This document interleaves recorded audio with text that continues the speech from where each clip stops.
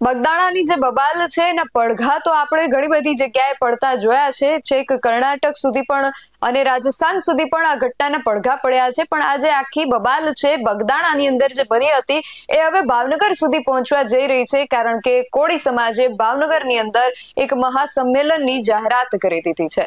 શું છે સમગ્ર વિગત જાણીએ અહેવાલમાં. જય હિન્દ. BSI TV ન્યૂઝ પર આપની સાથે હું છું નિધિ ગઢવી.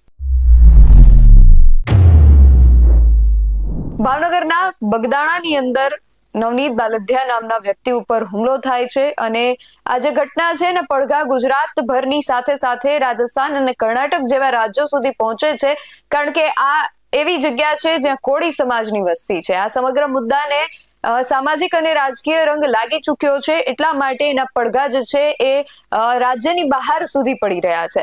પરંતુ આ જે આખું પ્રકરણ છે હવે બગદાણાથી બહાર નીકળીને ભાવનગર સુધી પહોંચવાનું છે.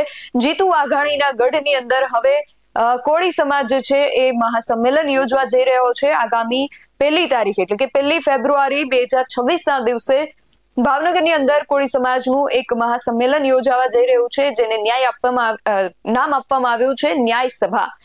નવનીત બાલદિયાને ન્યાય મળે એ માટે કોળી સમાજ એકત્રિત થવાનું છે.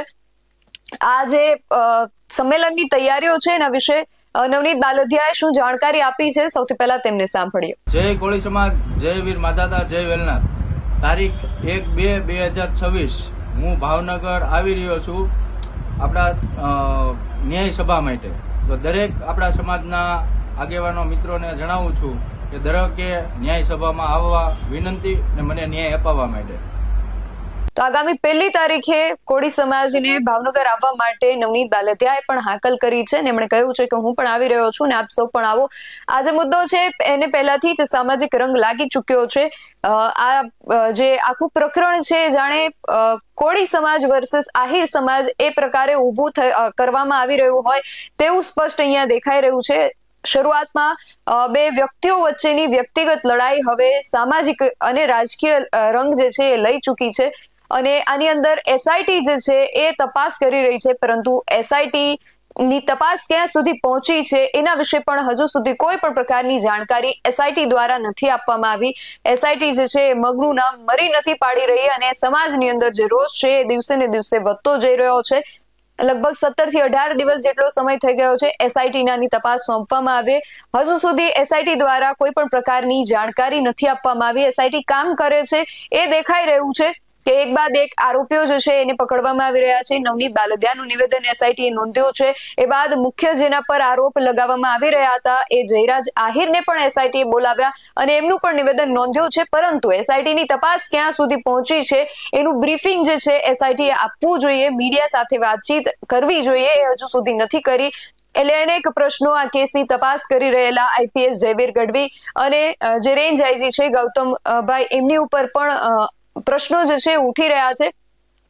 IPS જયવીર ગઢવી જે છે એમની પાસે પત્રકારો એમના મોઢા સુધી બૂમ ધરી દે છે, છતાં એ મૌન પાડે છે. શા માટે હજુ સુધી એમના દ્વારા એક પણ માહિતી નથી આપવામાં આવી, એક શબ્દ પણ નથી ઉચ્ચારી રહ્યા. એમનું જે આ મૌન છે પણ ઘણા બધા પ્રશ્નો ઉભા કરી રહ્યા છે અને કોળી સમાજની અંદર જે રોષ છે એને વધુ જગાવી રહ્યા છે. જ્યારે એક નાની એવી ચિંગારી જાગે છે અને એને જ્યારે હવા મળે છે તો એ ચિંગારી આગ બનીને બધું ભસ્મ કરી નાખે છે. એટલા માટે કોળી સમાજની અંદર હાલ જે રોષની ચિંગારી ધીમે ધીમે જે ભભૂકી રહી છે એને SIT નું જે મૌન છે એ વધુ હવા આપી રહ્યું છે. આપણે એવી આશા રાખીએ કે આ ચિંગારી જે છે ત્યાં જ શાંત થઈ જાય અને આગ બનીને કોઈને નુકસાનકારક ન થઈ શકે.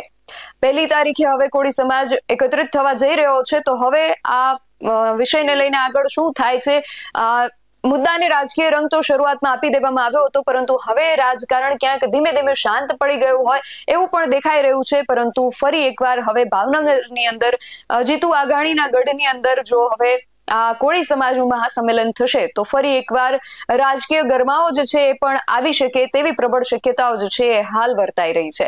આ સમગ્ર વિષયને લઈને તમારું શું માનવું છે અમને કમેન્ટ કરીને ચોક્કસથી જણાવજો. આવા જ વધુ અહેવાલો સાથે મળતા રહીશું. તમે મારી YouTube ચેનલને સબસ્ક્રાઇબ કરવાનું અને અમને Facebook અને Instagram પર ફોલો કરવાનું ભૂલશો નહીં. બાકી અવનવી અપડેટ્સ માટે આપ જોતા રહો BSI TV ન્યૂઝ. નમસ્કાર.